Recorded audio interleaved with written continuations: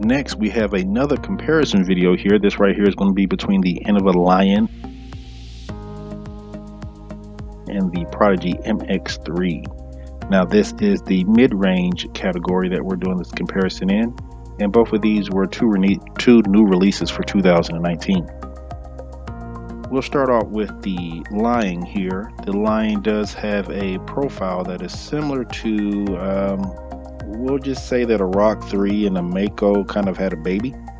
Has a nice flat top, rounded edge, and a bead at the bottom. And it does come in this nice star plastic, which is a premium plastic from Innova. Next, we have the Prodigy MX-3.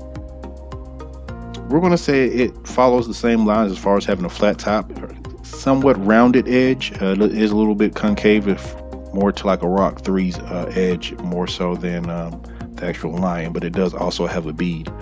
Both of them are coming in at a weight of 180, and both of them are touting the same flight numbers of 5 for the speed, 4 for the glide, 0 for the turn, and 2 for the fade.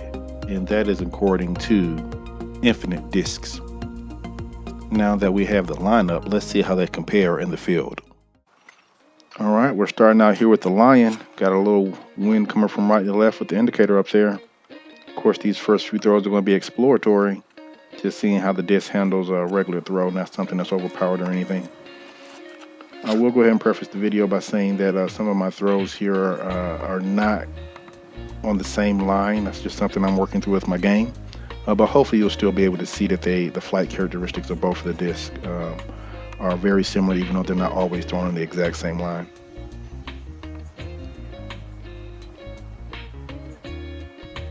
These angles here, you can see the outgoing video and the incoming video with the disc really maintaining the lines that they're thrown on. That's something, I don't want to say unique with mids, but something that's crucial when it comes to mids, having the confidence that they're going to do what they're supposed to do. That side-by-side view there, you saw that they both were still on slightly different lines, but still went out there very well.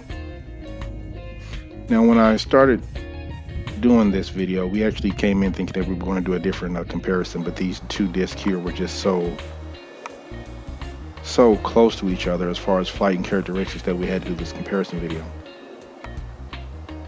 I purposely didn't do too much research. I didn't want to come in with any bias towards one or the other.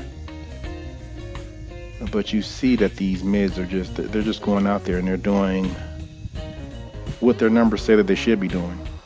As far as the speed 5 and the glide of 4, both of them are performing up to that standard. As far as the 0 for the turn and the 2 for the fade, it's hard to say that that's not there when you look at these videos.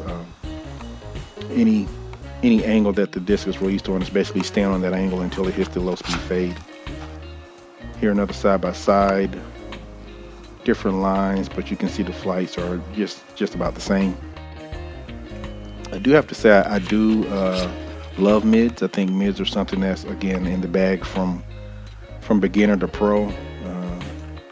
You'll find putters in everyone's bag is the same as you'll find mids. I don't run into very many people who don't have any type of mids in their bag.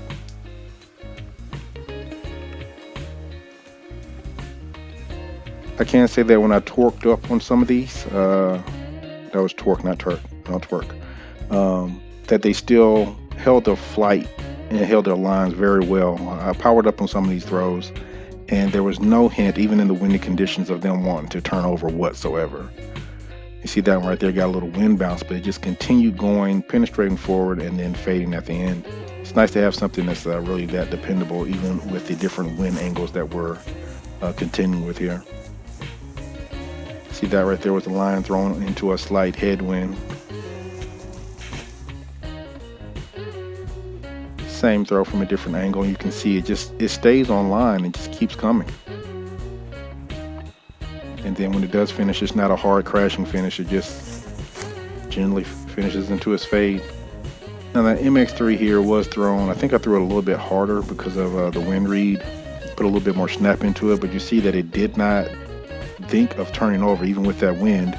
It held its line, kept going straight, and just finished a little bit straighter than the Lion did because of the amount of snap I put into it.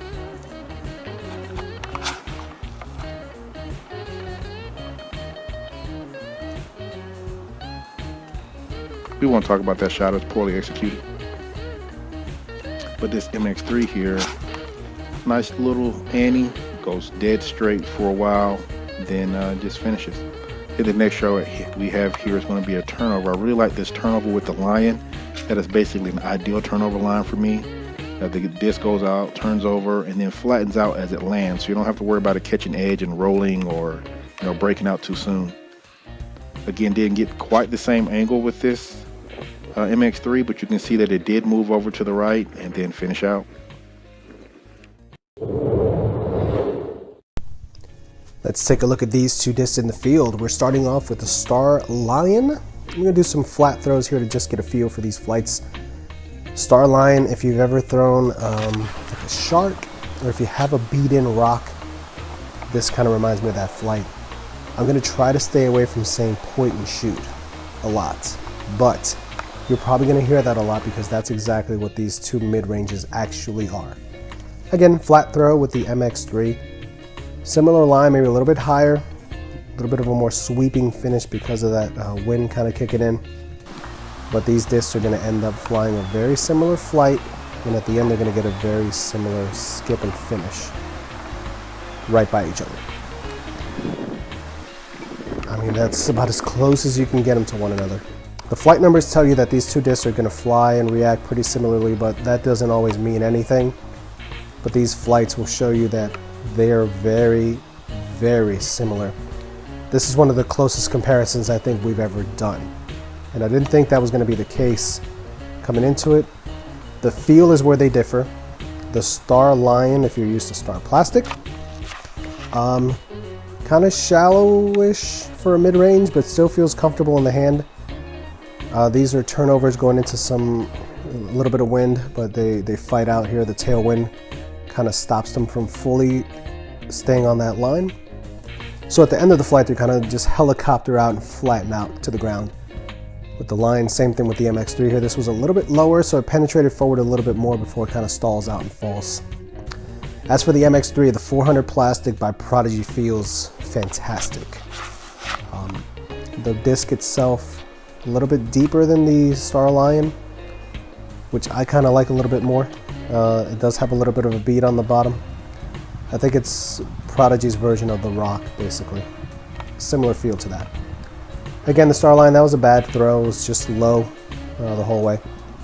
But it was just throwing these flat to see where they're going. As you can see, they're just the line and the integrity of the angle is maintained throughout its flight. So these really just come down to personal preference in the feel. We're going to try some subtle turnovers, a nice slow panning right hand turn. That was very nice out of the hand with the Lion. With some wind, it still fights out, just kind of flattens out at the end and just touches down gently. Holds that line the entire flight, which is exactly what you want on one of those long panning slow turnovers. This one's going to get out on a very similar line with the MX-3.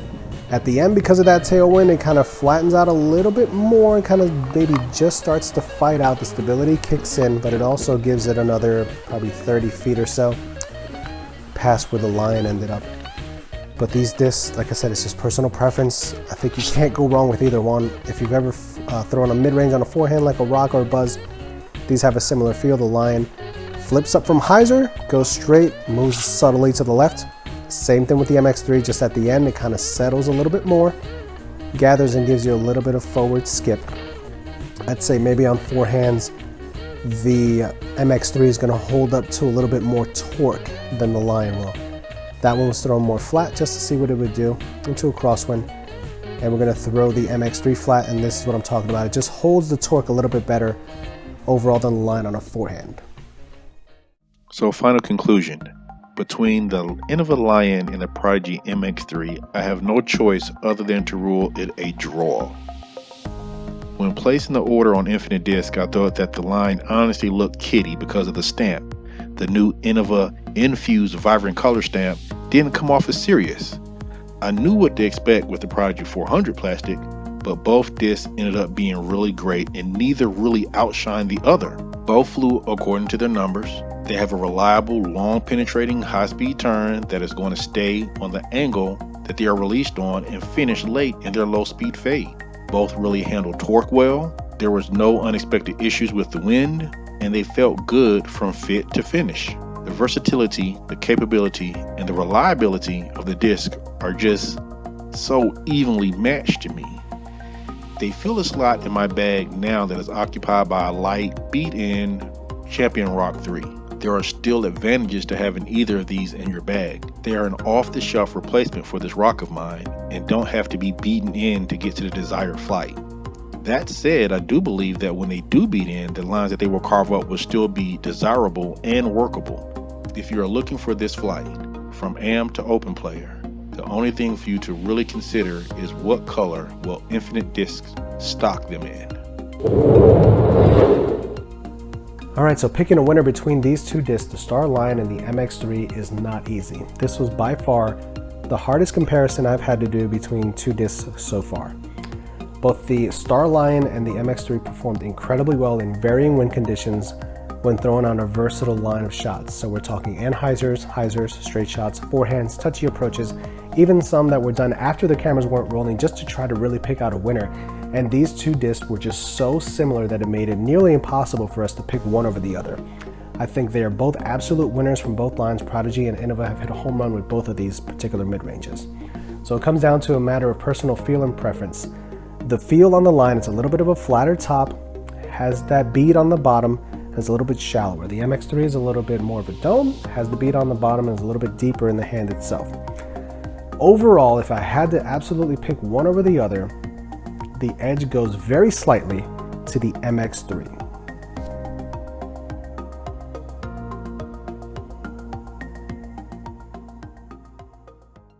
H-Run Productions would like to give a special thank you to Infinite Discs. They supplied us with the disc you saw in this video. There's a link in the description that will take you directly to these discs so that you can get more information and try one out yourself. Support those that support us. Infinite Disc. Thank you.